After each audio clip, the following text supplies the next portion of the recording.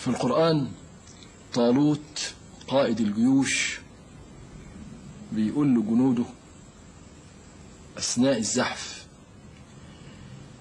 إن الله مبتليكم بنهر فمن شرب منه فليس مني ومن لم يطعمه فإنه مني إلا من اغترف غرفة بيده فشربوا منه إلا قليلا منهم. ربط الانتصار في المعركة بالانتصار على النفس. من شرب منه فليس مني. رغم العطش ما تشربوش. إذا اشتد بيكوا العطش قوي حسب الواحد غرفة كده يغرفها من النهر. فكانت النتيجة إيه؟ فشربوا منه إلا قليلا منهم. وهؤلاء هم القليل في كل عصر.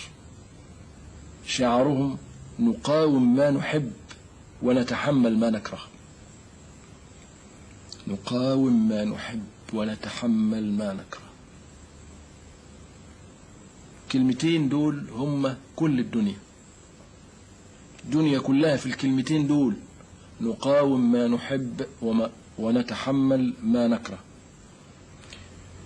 الدنيا هي النهر اللي بيجري تحت رجلينا،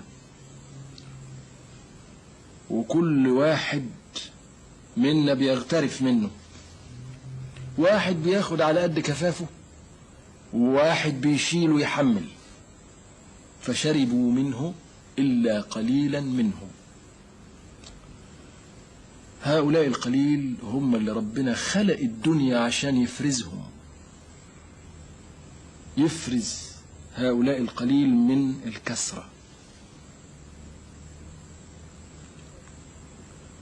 خلق الدنيا عشان يفرزهم وعشان يفرد لهم جنات كرمه في الآخرة، لأن هم دول أهله الذين هم أهله. أما الباقي فهم حطب الشهوات في الدنيا وحطب النار في الآخرة. وربنا يجعلنا ممن يقاوم ما يحب ويتحمل ما يكره.